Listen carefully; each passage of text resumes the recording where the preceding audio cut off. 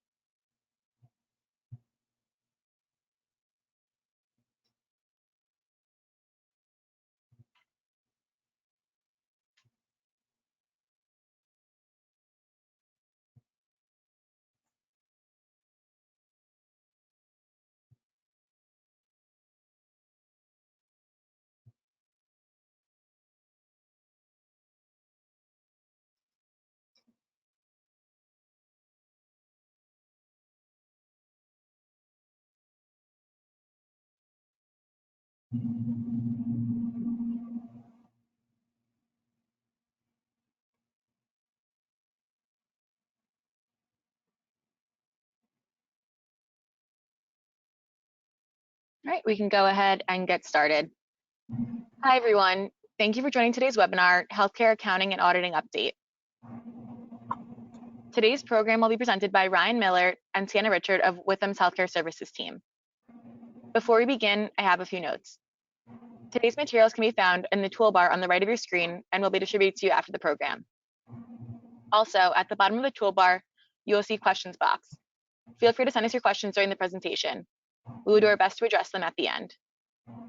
There will be 4 polling questions throughout the program. To qualify for CPE credit, you must participate in each poll. CPE certificates will be emailed to you within a few weeks.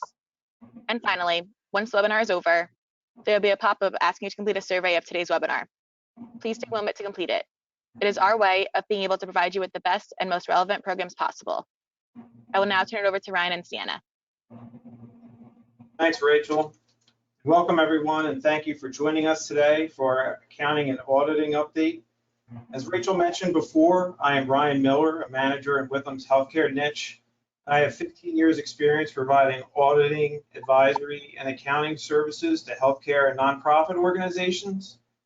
Joining me today is Sienna Richert, a level 2 staff accountant and CPA and a key member of our healthcare niche, who I have worked with on a variety of audit and attest engagements.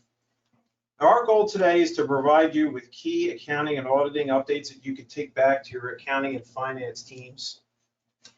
Our learning objectives are, after completing this course, we hope that you should be able to recognize recently issued accounting standard updates applicable to the healthcare industry, define upcoming AICPA and FASB Financial Accounting Standards Board updates, and identify best practices for implementing new accounting standard updates, including ASC 842. Now, our agenda on the next slide. So we're going to start off with ASC 842 leases, a final look and overview, and the best practices for implementation of the standard.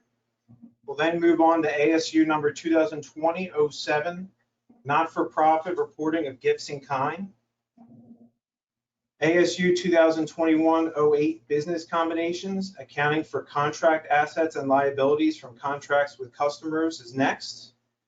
Following that will be ASU 2016-13, financial instruments and credit losses.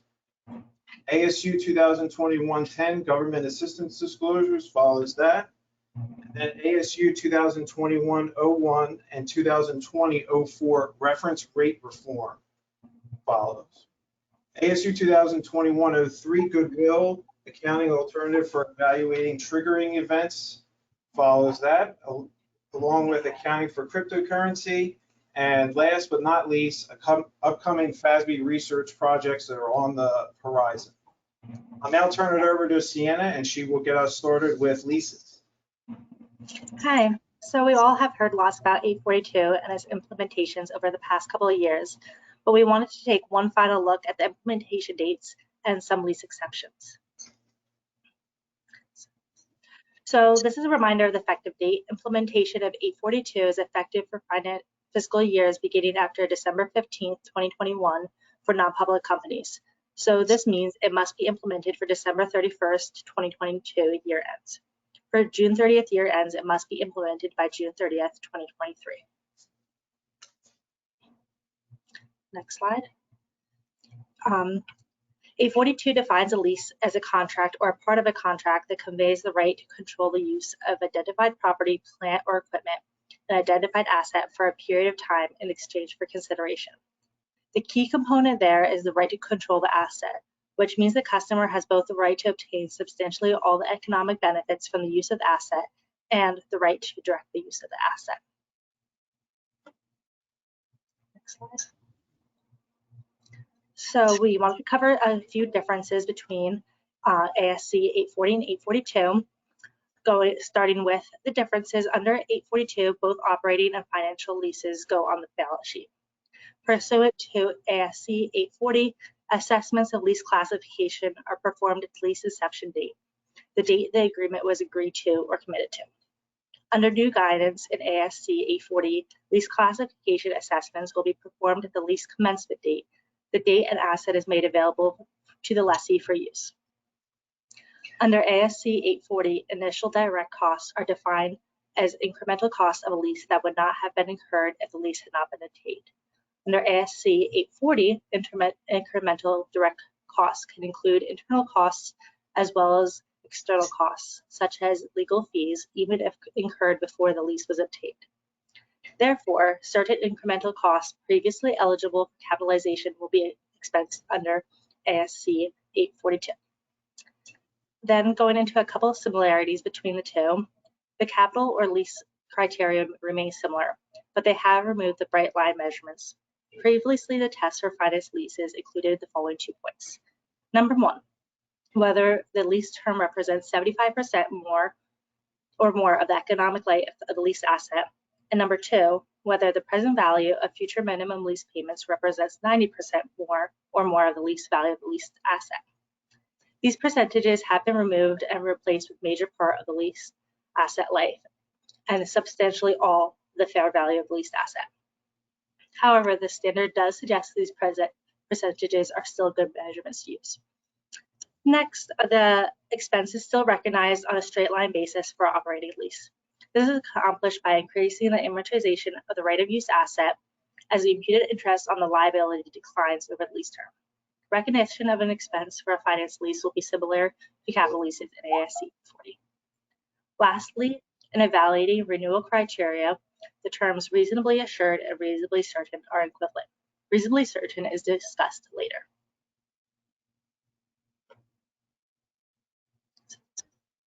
So then going in, we want to cover some exceptions that exclude leases from ASC 842. First, short-term leases that have a lease term less than 12 months are excluded. Next covers the lease term. If there is a non-cancelable period for which a lessee has the right to use an underlying asset together with all the following criteria. Periods covered by an option to extend the lease if the lessee is reasonably certain to exercise the option.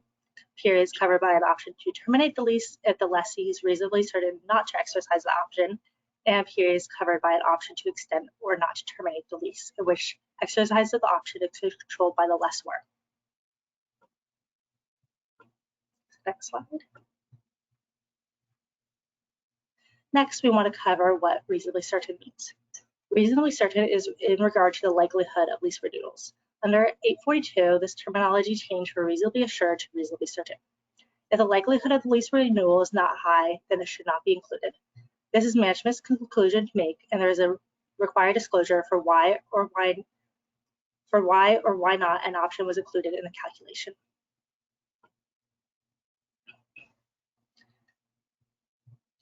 Next, also exception are low value leases. IFRS establishes a threshold of $5,000 for exempting a lease from treatment under IFRS 16, which is similar to ASC 842.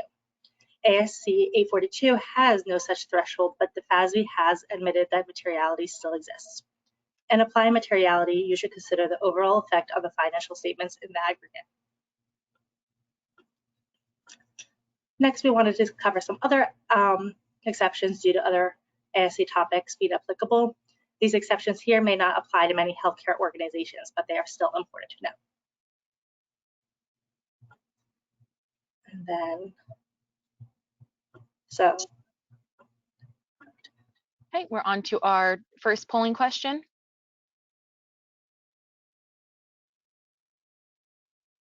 Has your company adopted 842 yet?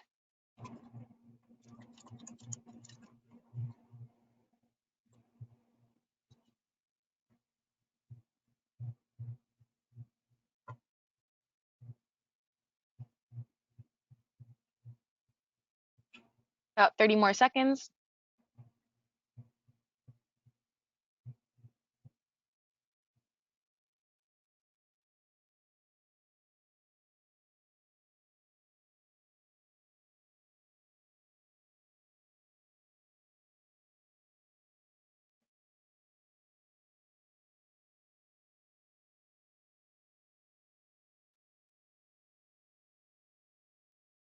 All right, I'm going to go ahead and close it out. And here are the results. Okay, so there's no right answer to this polling question, obviously, but we just wanted to gather some information. So I assume the people that said no, you're probably June 30th year ends are still in the process of closing your books for December. And then we're going to go into the next topic. ASU 2020-07 provides the rules for the presentation and disclosure by not-for-profit entities for contributed non-financial assets. The standard was issued with the intent to make reporting of contributed non-financial assets more transparent in a not-for-profit entity's financial statements through increased disclosures, especially for non-financial assets the entity uses in its operations. This ASU did not change any of the accounting for non-financial assets. It only changed the presentation and disclosure.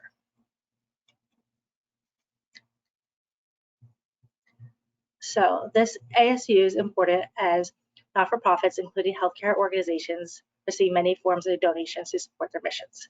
These contributions are received as financial contributions, such as cash, but also as non-financial contributions, such as fixed assets, supplies, services, etc.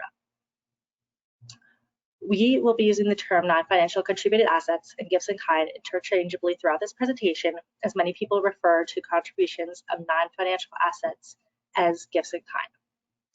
The FASB determined increased disclosure is needed as gifts in kind are subjectively valued compared to financial contributions.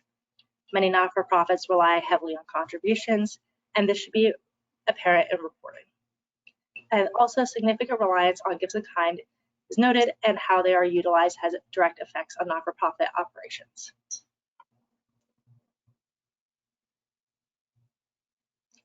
As noted before, this ASU does not change current recognition or measurement requirements. It only changes the presentation and disclosure. Not-for-profits will present gifts in kind received in a separate line item in the statement of activities apart from contributions of cash or other financial assets.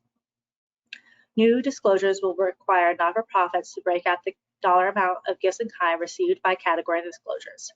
It is noted that a not-for-profit may only have one category of contributed non-financial assets. Next slide.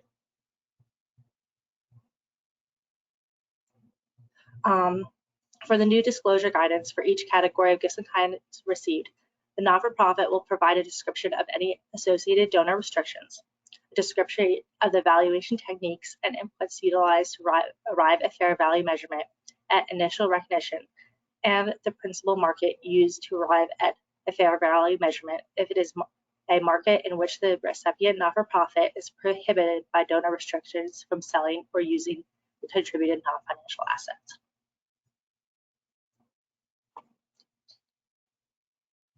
For each category of gifts in kind, the not-for-profit must disclose the qualitative information about whether the gifts in kind were either monetized or utilized during the reporting period.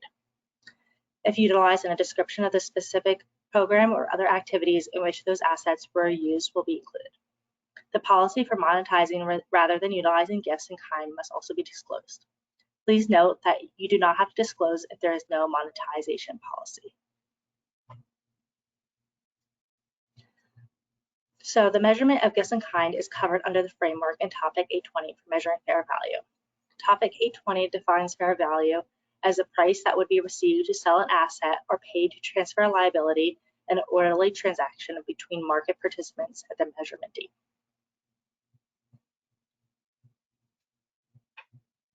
Under ASU 2020-07, the principal market is used to arrive at a fair value measurement if it is a market in which the recipient not-for-profit is prohibited by donor restrictions from selling or using the contributed non-financial asset. The principal market is defined as the market with the greatest volume and activity for the asset or liability. The reporting entity must have the ability to access the market, but doesn't need to have the ability to sell the asset in that market.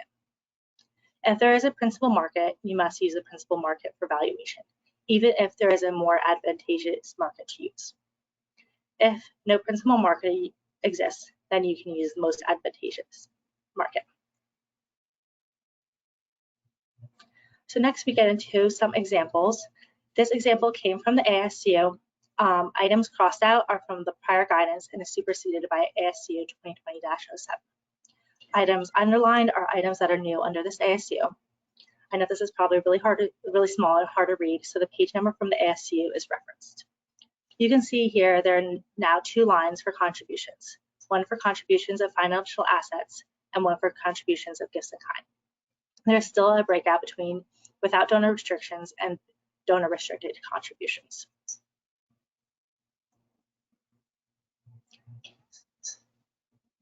This is a different presentation of the same information from the previous example. I've also provided the page number from the ASU here. Please note you do not have to use this exact wording and either presentation is allowed.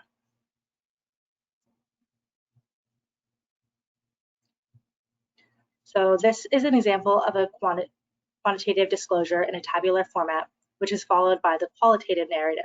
The next 3 slides will show the qualitative disclosures that are required. As you can see here, there are 8 categories of contributed non-financial assets the entity received. And the next slides will go over the disclosures broken out for each category. So this is the qualitative disclosures. Some of the 8 categories of gifts in kind were combined into one paragraph for the narrative disclosures.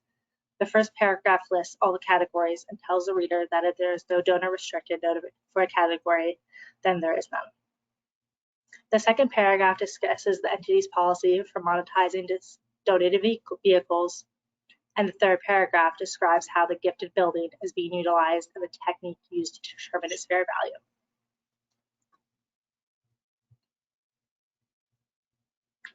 This paragraph here discusses donated food in the entity's various programs and provides a listing of programs that the donated goods were used in.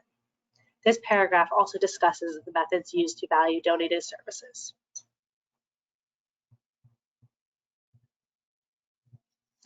So then here, the first paragraph discusses all the qualitative disclosures required for pharmaceuticals.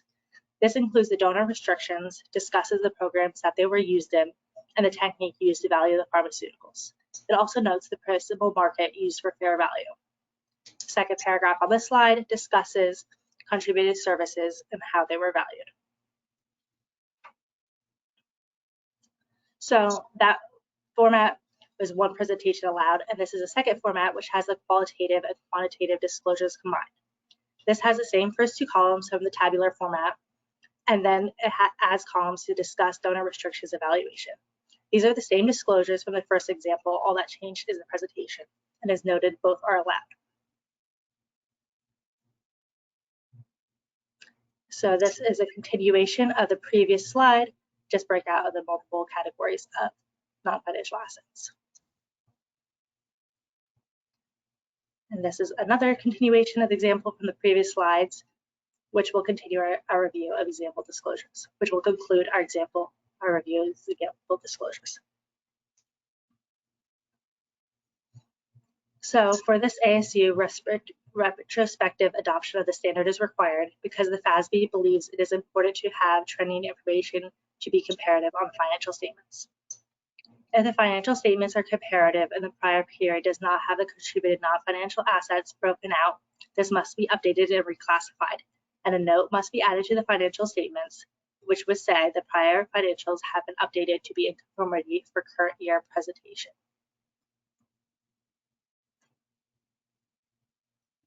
So here are some key takeaways for ASU 2020-07.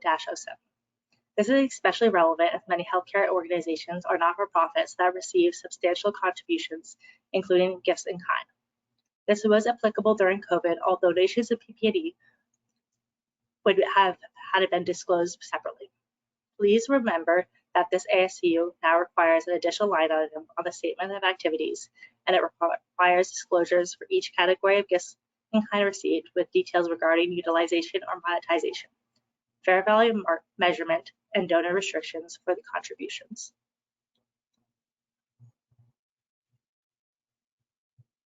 We're on to our second polling question.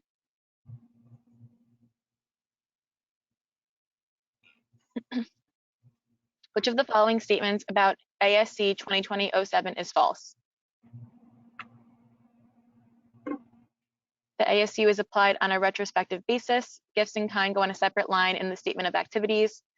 If there's no monetization policy, you must disclose that fact, and you must disclose the valuation techniques used.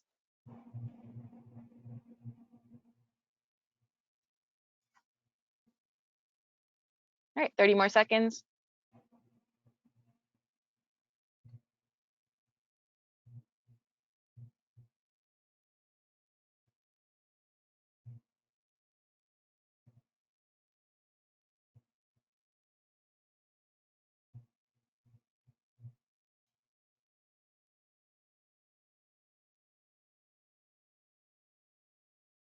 Five more seconds and I'll go ahead and close it out.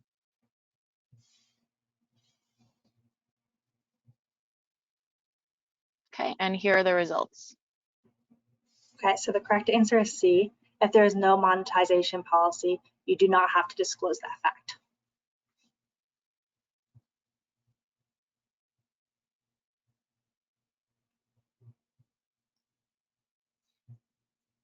I'll be running by ASU 2021-08, business combinations, accounting for contract assets and liabilities from contracts with customers. Now, contract assets could include patient accounts receivable. And one of the key takeaways from this accounting standard is the update of the measurement date of the contract assets and liabilities acquired in a business combination. And we'll go over that in the following slides.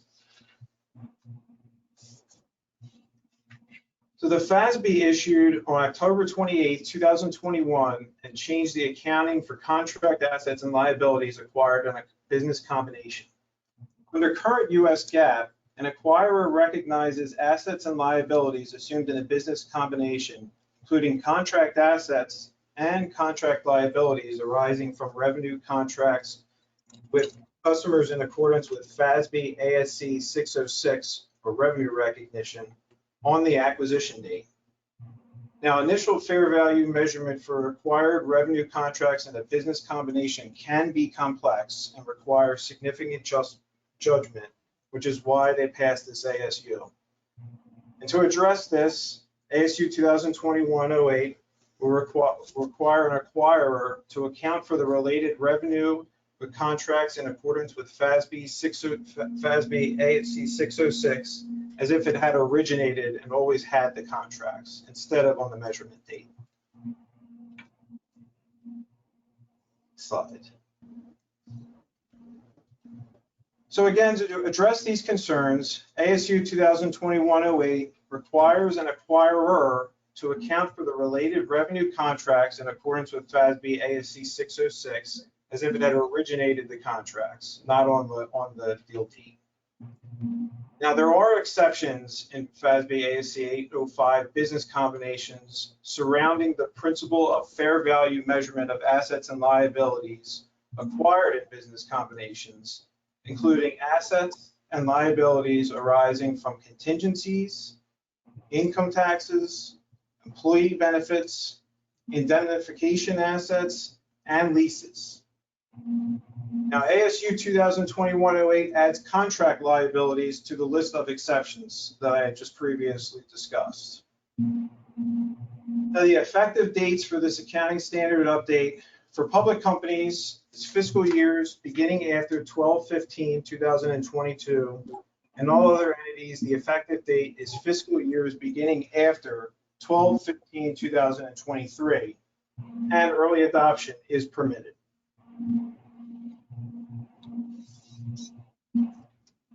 The next ASU we'll be covering is ASU 2016-13, Financial Instruments and Credit Losses. So this update focuses on clarifying when credit losses are required to be reported on the financial statements.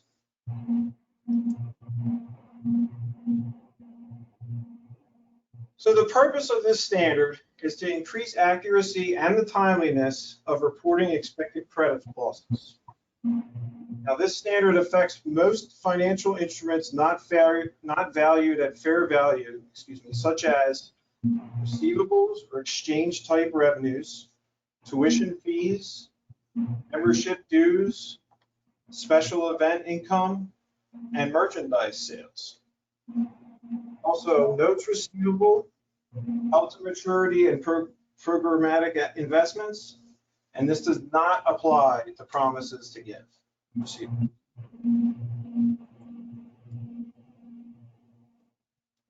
The main transition is from losses incurred to losses expected. So the main change goes from incurred to expected in the standards. So the incurred loss model has delayed recognition until the loss was probable. Impairment is recognized at a time when deemed probable that a loss event had occurred. Use historical data and loss rates to calculate the loss. Now, the expected loss model, impairment is recognized based on past or historical, present, current, and future forecasted data to estimate losses, which they think will be more accurate. The allowance or a contra asset will be used to present financial assets at net amount expected to be collected.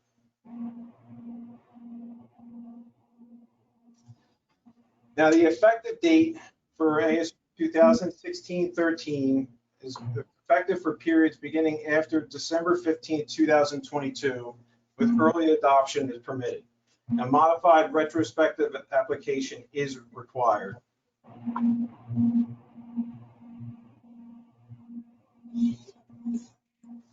That brings us to our third polling question. All right, our third polling question. Which of the following does not apply under ASU 2016-13 financial instruments credit losses?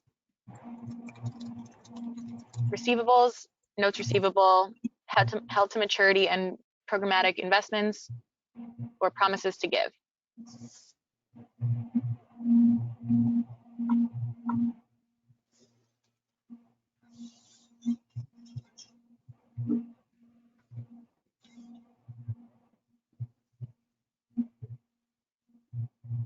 Thirty more seconds.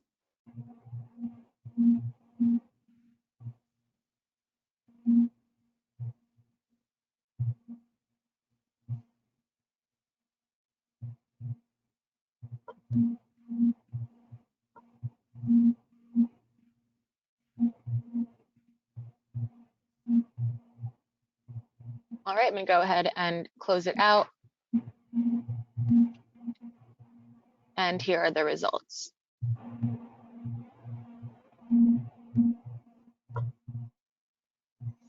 So it's like 60% of you voted promises to give.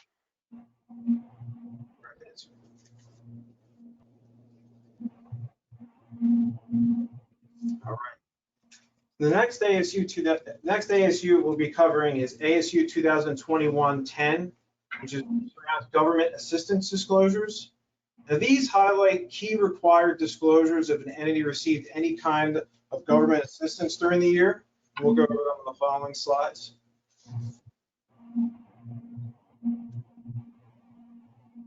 ASU 2021-10 provides required disclosures about government transactions.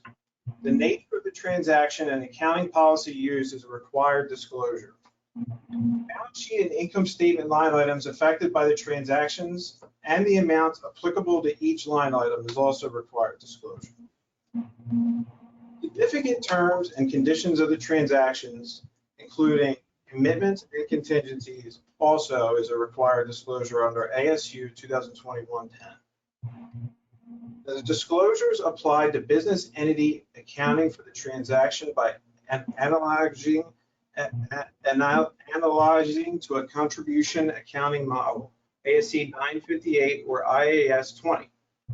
The effective dates for public companies are fiscal years beginning after 12/15/22, and all other entities, the effective date is 1 year later. Early adoption is permitted under this ASU also.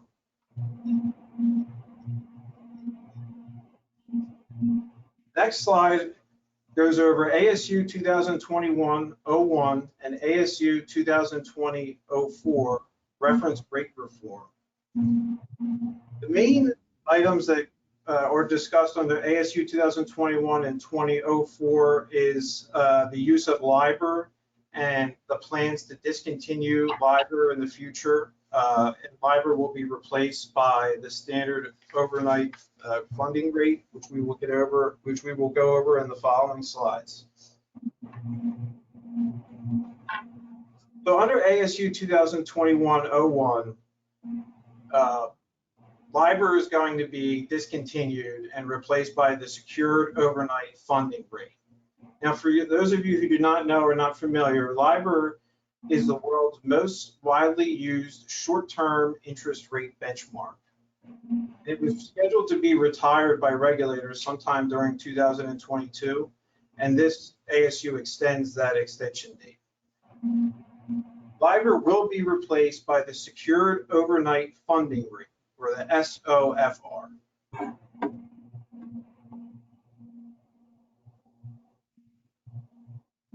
So LIBOR versus the SOFR, why are they changing this? So LIBOR is traditionally calculated by an adjusted average of panel banks based on their reporting funding rate to the Intercontinental Exchange Benchmark Administration at 11:45 a.m. London time each day. Now, since 2008, the number of panel banks has shrunk, thereby eliminating the sample for calculating LIBOR. As a result, LIBOR has relied more and more on expert judgment, which is what they wanted to eliminate with this ASU. The SOFR was established in 2018 and is based on the U.S. Treasury repo market, and they believe it will be more accurate for a short-term rate than LIBOR. Other countries are introducing alternative reference rates, but SOFR is expected to be the dominant global benchmark rate.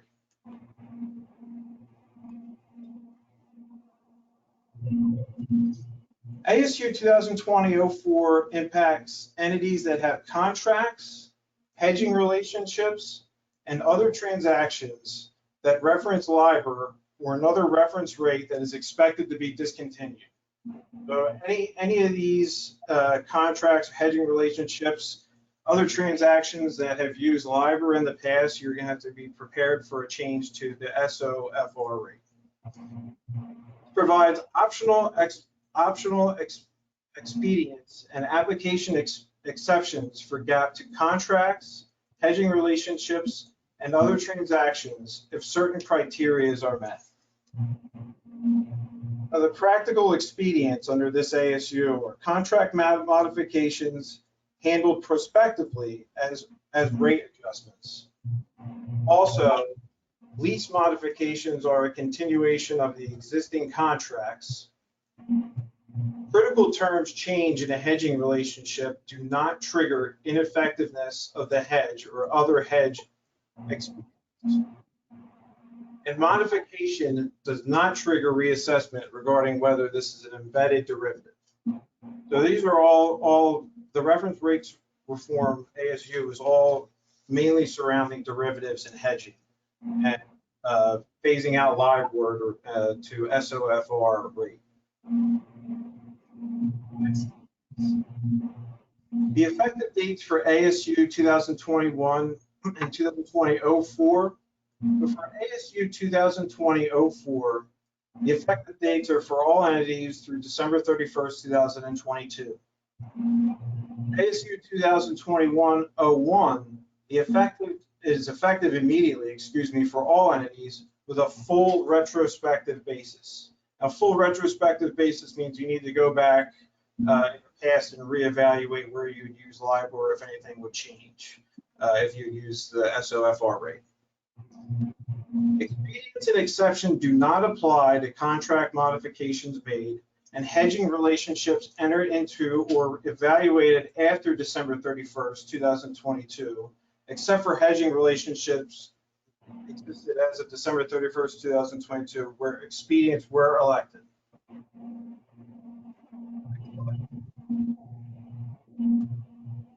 So the next ASU I'll be highlighting is Goodwill Accounting Alternative for Evaluating Triggering Events. So this is an older ASU update and requires when you need to evaluate if your goodwill is impaired annually. We'll go through the specifics on the following slides. So ASU 2021-03 goodwill applies only for private companies and not for public companies. Private companies becoming public need to reverse the effects of this adoption.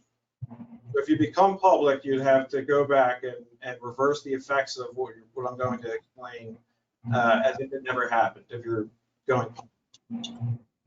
Eligible entities may elect to perform this goodwill impairment triggering event evaluation at the end of each reporting period, whether the reporting period is an interim or an annual period. It's effective on a prospective basis for fiscal years beginning after December 15, 2019, with early adoption permitted.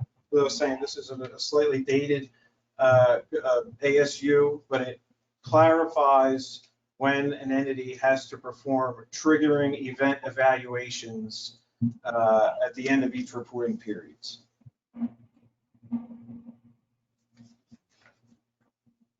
So our next topic is going to be accounting for cryptocurrency.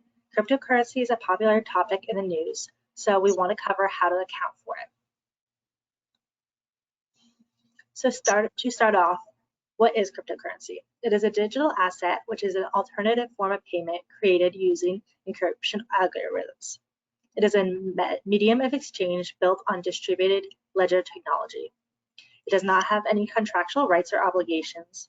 It is not issued by judicial authority and is not considered a security under the U.S. securities law. So this leads us into how do I present cryptocurrency. It is not accounted for as cash, as it cannot be considered equivalent to cash, as it cannot be readily exchanged for any good or service. It is not accounted for as a cash equivalent, as it is subject to significant price volatility. It is also not accounted for a financial asset at fair value because it does not represent cash, an equity interest in an asset, or a contract establishing a right or obligation. Further, it is not a debt security, nor is it an equity security. Cryptocurrency does not meet the definition of intangible asset. It does meet the definition of a tangible asset, as it is an identifiable non-monetary asset without physical substance. So now we have established that cryptocurrency is an intangible asset. So how do we measure for it? The FASB board has reached the decision that cryptocurrency should be measured at fair value, with fair value changes recorded in current period earnings. It is not to require or permit an alternative measurement, such as historical cost less impairment, for crypto assets not traded in an active market. Commissions, transaction fees, and other charges incurred to acquire crypto assets should be expenses incurred, not included in the amount of the asset.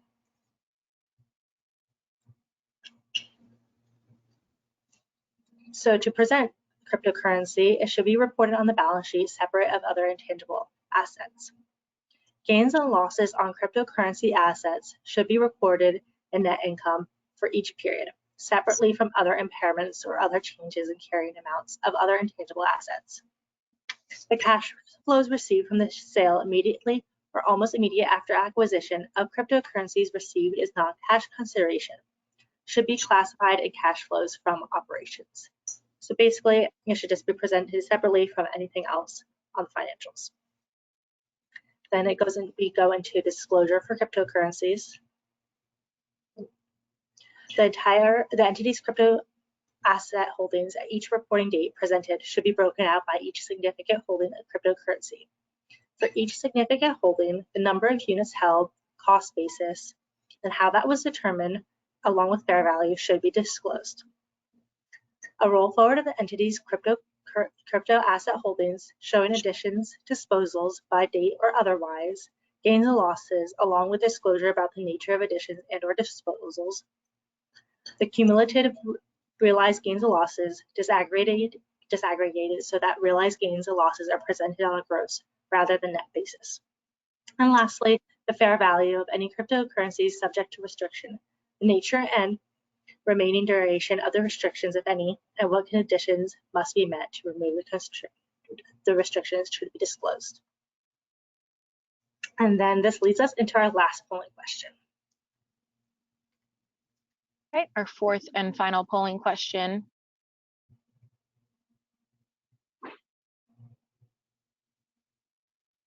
What is cryptocurrency classified as on the balance sheet?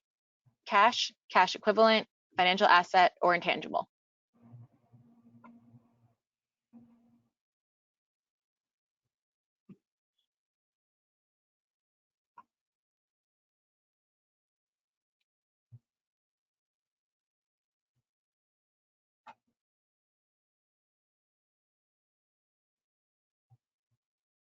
All right, 30 more seconds.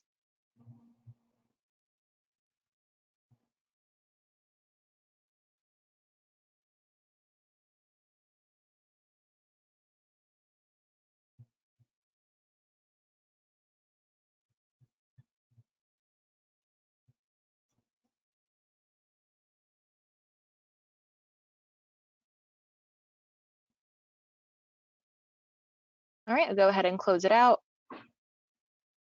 And here are the results. Okay, so good job. We got 39% with the correct answer. It is an intangible asset. It can't be considered a financial asset or cash equivalent because it's not actively traded as cash. Then this goes into the upcoming FASB research projects. So these are going to be items coming up on the horizon that FASB is currently focusing on.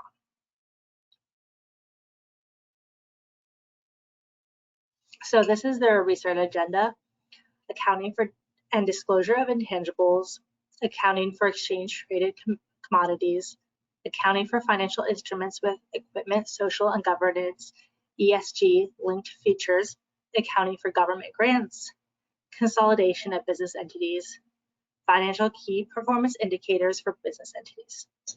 So these are all items to look out for on the horizon that will affect accounting and reporting in the future.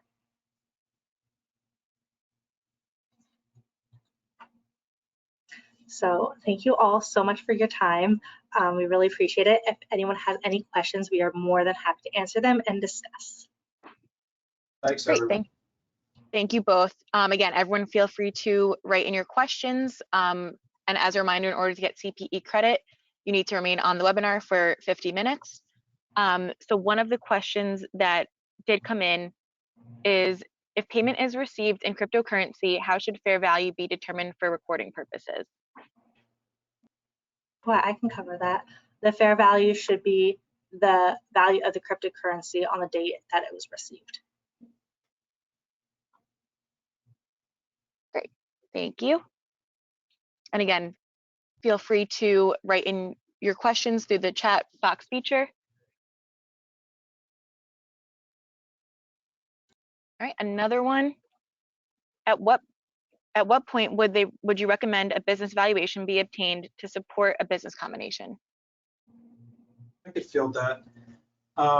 Anytime you're you're looking in the marketplace, or you're thinking about selling your entity or your company, we want to consider getting a professional valuation of your business, just so that you know how much it's worth and what you have to work with, and what's competitive out there in the marketplace. That's why it's important to be to be familiar with these ASUs and accounting updates as they come across the horizon, as they are going to impact transactions and accounting day-to-day functions that we face every day. I know I kind of elaborated there, but the lease standard that Sienna started our webinar with was a huge update and changed how the balance sheets looked on every entity going forward. So these updates have been very important, and we're happy to answer any questions and educate.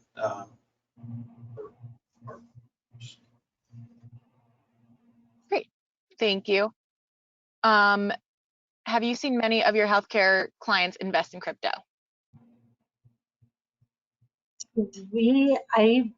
From my experience, I haven't seen this on many healthcare entities, but we do expect for that to be increasing in the future as it becomes more and more popular. Ryan, do you have any experience with it?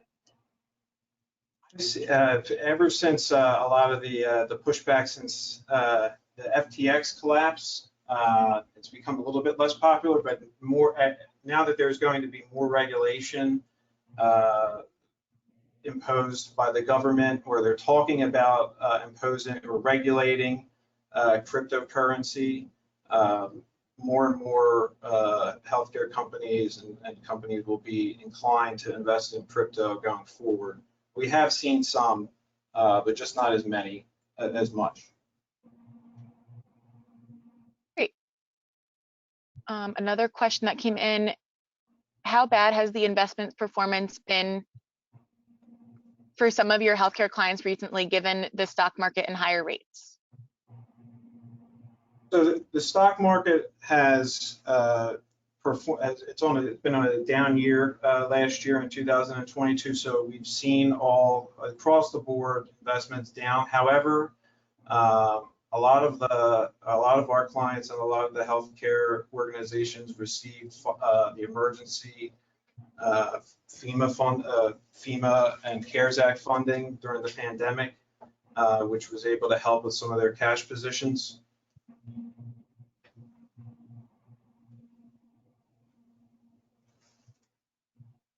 If I answer the question. What percentage of healthcare organizations adopt the private company election to amortize goodwill rather than conduct an impairment test annually? We've been seeing, I've seen that 50-50. The impairment test, you could either amortize goodwill over 10 years or do a test annually to see if it is impaired. I've actually seen that either or in my experience. Great, thank you. Another question. How much time has your typical hospital client's finance team invested internally to comply with the lease standards, rules, hours-wise? I think this really depends entity by entity and whether they have a lot of leases or if they have mortgages for their buildings. Ryan, what would you say? I would agree. They spend a lot. I've seen our clients spend a lot of time. If they have a lot of leases, there's been a lot of questions, just getting this set up and organized. If you have a lot of leases, we suggest you using software to implement the standard. And happy to help if anyone has any questions or follow-up questions on this webinar for your lease implementation. Great, thank you. We still have a few more questions coming in. Are there any considerations when reporting a gift of cryptocurrency?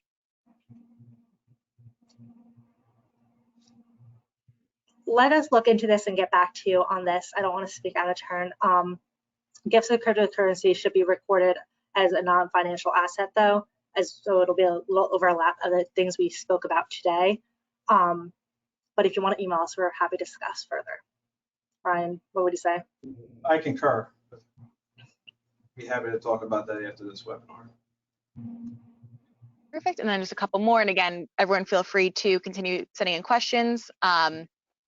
We have until 1 p.m. Let's see. Do you recommend the chair of the audit committee also serve on the finance committee? Is it a conflict or a best practice to say no? What do most of your hospitals do? I would say off the bat, no. It just sounds like a conflict of interest or any kind of segregation of duties that you could put in place at your organization. More is better. That could be a conflict of interest and could be a potential issue depending on the circumstances. Okay. How do you see Republican versus Democrat approach to federal healthcare and reporting this year? Have a political question, huh? No, we haven't. There's been a bipartisan front. Everyone's trying to recover from the pandemic still, and there's been, I've seen a bipartisan united front for everyone to just do the best they can, and all of us push through this and get out of it. Great. Perfect. We'll give it a couple more minutes, but those were most of the questions that had come in. As a reminder, everyone, if you did qualify, meaning if you answered the 4 polling questions and participate in the survey at the end of this webinar, you will get your CPE certificate emailed to you within a few weeks. Awesome.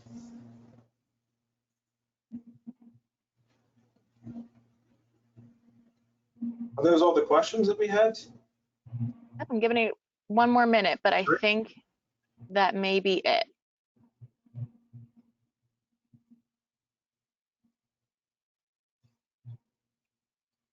Well, I'm glad that we were able to answer them, and if you have any more, absolutely send them to Sienna or my way. Rachel, thank you. Thank you, guys. Have a great day, everyone. Thanks, everyone. Thank you.